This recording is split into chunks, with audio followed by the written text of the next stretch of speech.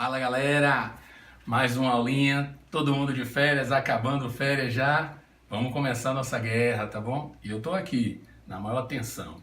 Seguinte, a gente vai continuar falando de membrana plasmática, só que hoje a gente vai falar de transporte passivo. Primeira coisa que eu quero que vocês saibam é o seguinte, o que vai definir permeabilidade através da membrana? A capacidade que a membrana tem de selecionar substâncias que vão entrar e sair dela. A capacidade que a membrana tem de deixar soluto e solvente passarem, dependendo do tipo de soluto. Isso é permeabilidade seletiva. A gente já tinha falado isso em alguns vídeos anteriores. Eu quero que vocês entendam alguns conceitos básicos que são importantíssimos para a compreensão desse assunto. Vamos começar com cada conceito. Primeira coisa que vocês têm que saber. O que é solvente? É qualquer substância que irá dissolver outras substâncias em interação com ela. Quando a gente fala de componentes biológicos, quando a gente fala de ser vivo, solvente é água. Não se esqueçam disso. A gente vai trabalhar muito as reações que ocorrem em nosso corpo com um tipo de solvente que é a água, ok? Soluto, o que é soluto? É tudo que a água consegue dissolver. Então, qualquer substância que esteja difundida na água, dissolvida na água, a gente vai chamar de soluto. Por exemplo, sal é um soluto? Beleza se você disse sim. Açúcar é um soluto? Sim. Então, nós temos substâncias que conseguem se dissolver na água, então a gente chama de soluto. Todo soluto dissolvido com um solvente, soluto mais solvente, a gente vai ter solução. A solução ela pode ser mais concentrada ou menos concentrada quando comparamos. Vou dar um exemplo. Quem me conhece como professor e amigos meus sabem que eu sempre fui um apaixonado por leite ninho. Beleza, para mim não tem leite igual. Já tentei Parmalat, já tentei outro tipo de leite qualquer que vocês digam aí. Mas leite ninho para mim sempre foi muito bom. E quando criança, eu fazia achocolatado. Na época eu tomava Nescau, hoje depois de grande eu gosto mais de Toddy, enfim. Então eu sempre fazia uma concentração muito grande. Colocava água e dissolvia aquilo ali. Minha irmã já era um pouco menos concentrado. Então se eu for comparar o meu achocolatado com o dela, ele era mais concentrado. O que é isso? Tinham mais substâncias dissolvidas na água que eu colocava. Mais leite em pó e mais achocolatado. Então o meu estava com uma grande quantidade de soluto em relação ao solvente. E isso comparando com o de minha irmã, que colocava pouco soluto no dela. Então o dela era mais aguado. Então isso quer dizer que a minha concentração, a minha solução era mais concentrada. Quando uma solução ela é mais concentrada em comparação à outra, você chama essa solução de hipertônica. Quando uma solução é menos concentrada em relação à outra, você chama de hipotônica. Magno, se as duas soluções forem na mesma concentração de soluto dissolvido em solvente, a gente tem o quê? Soluções isotônicas. Bora colocar isso um pouco dentro da nossa contextualização? Nosso sangue. Nosso sangue ele é formado de quê? Basicamente, para o que nos interessa, plasma, que é a parte líquida, e as hemácias e glóbulos brancos que estão ali mergulhados. A concentração dentro das hemácias é igual à concentração do plasma. Isso normalmente, em homeostase. Isso quer dizer, então, que ambas as concentrações são o quê? Isotônicas. São soluções isotônicas. Então, num ambiente isotônico, em que você tem células e o meio com mesma concentração, a entrada e saída de água é normal. A água sempre vai para um local onde haja uma maior concentração de soluto. A água tem essa tendência a ir para onde tem muito soluto. Então, por exemplo, se você está com uma concentração muito grande dentro das suas hemácias de sais, de açúcares, de soluto, a tendência da água é fazer o quê? Entrar na hemácia. Porque ela vai estar hipertônica em relação ao plasma. Então, se a hemácia é hipertônica, o plasma ele é hipotônico. A água vai para onde? Para dentro da célula. Se o plasma tiver uma maior concentração de sais do que a célula, A água sai ou entra da célula, sai da célula e vai em direção ao plasma. Então, vamos voltar aqui e focar em conceitos. O que é que a gente estava falando? Primeira coisa que eu quero que vocês se liguem. O que é um solvente? Solvente é água. O que é um soluto? Substâncias que são dissolvidas na água. Quando nós tratamos nossos exemplos, a gente vai falar de água, de sais, de açúcares, por aí, tá bom? Tá beleza?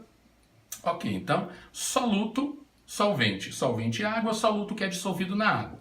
Soluto mais solvente, solução. Beleza. Você comparando concentrações entre soluções diferentes, você vai ter três tipos. Solução hipertônica, hiper, muitos sais dissolvidos. Hipotônica, poucos sais dissolvidos. E isotônica, igual entre as soluções comparadas. Transporte passivo é um tipo de transporte que existe na membrana plasmática em que substâncias entram ou saem sem gasto de energia. A célula não vai gastar energia para transportar essas substâncias para dentro ou para fora da célula. A energia celular a gente baseia em uma substância chamada ATP, adenosina trifosfato. É uma moeda energética de troca que a célula utiliza. Bom, como ela não gasta energia, ela não gasta ATP, isso fica de boa para a célula, ok? Outra coisa é que, como não há gasto de energia, a tendência é que determinadas substâncias se igualem, elas vão passar do meio em que está mais concentrado para o meio em que está menos concentrado. Gradiente de concentração. Diferença de concentração de soluções. Então você tem duas soluções, dois ambientes, dois meios, em que há diferença de concentração de soluto ali. Gradiente de concentração, simplesmente é isso aí, para evitar qualquer confusão. Ok? Beleza. Eu quero que vocês se liguem no seguinte. Quando a gente fala em transporte passivo, a gente vai dividir em três tipos. Difusão simples, difusão facilitada e osmose. Primeira coisa que eu quero que vocês se liguem. Osmose. Osmose é água.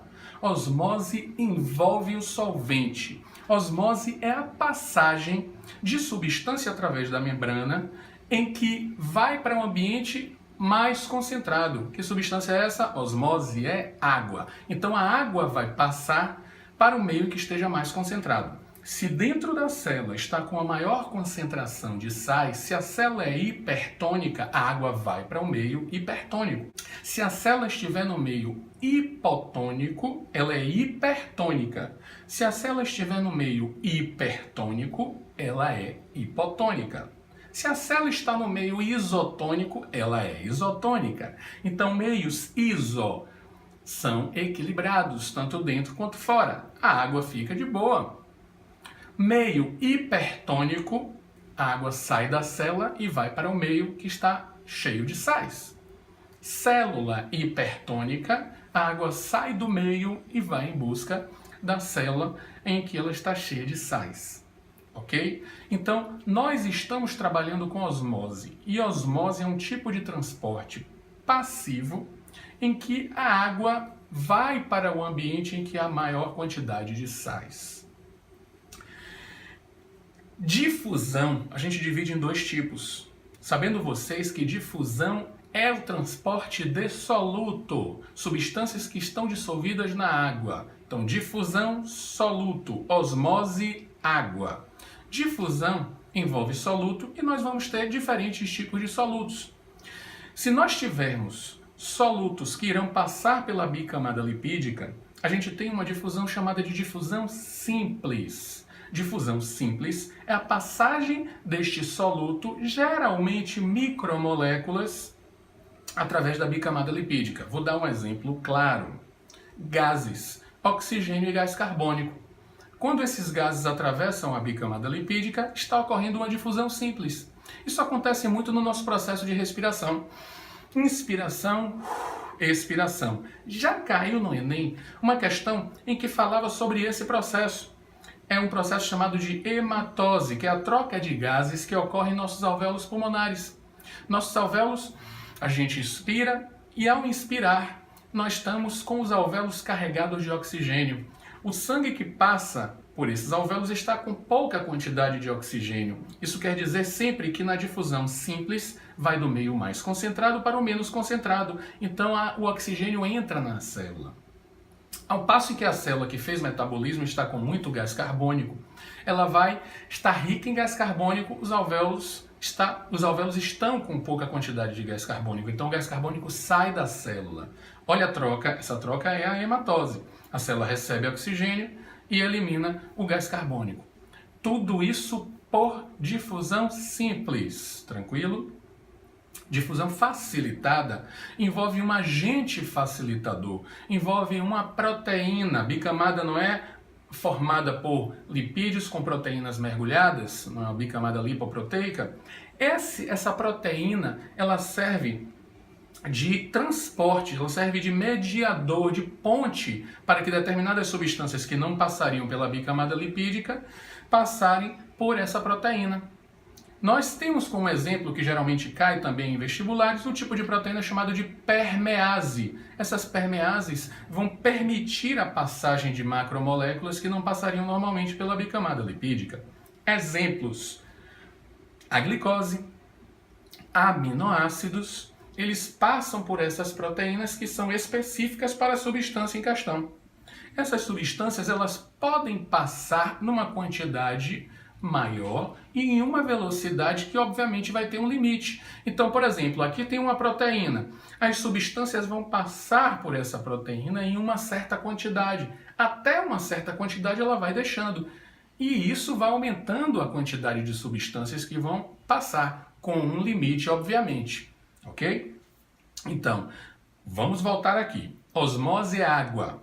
Quando falamos em osmose, estamos tratando da passagem da água de um solvente através da membrana plasmática, sem envolvimento de energia e seguindo uma forma de transporte que vai sempre para onde está com muitos sais. A água age de forma contrária. Então tem muitos sais dentro da célula, a célula é hipertônica, a água entra na célula. E aí entra uma outra situação interessante. Se for célula animal, além da membrana, não há proteção. Não há uma parede celular como encontramos, por exemplo, em células vegetais. Como não há proteção, se a célula é hipertônica, ela vai receber água. Receber água, vai ficar inchada.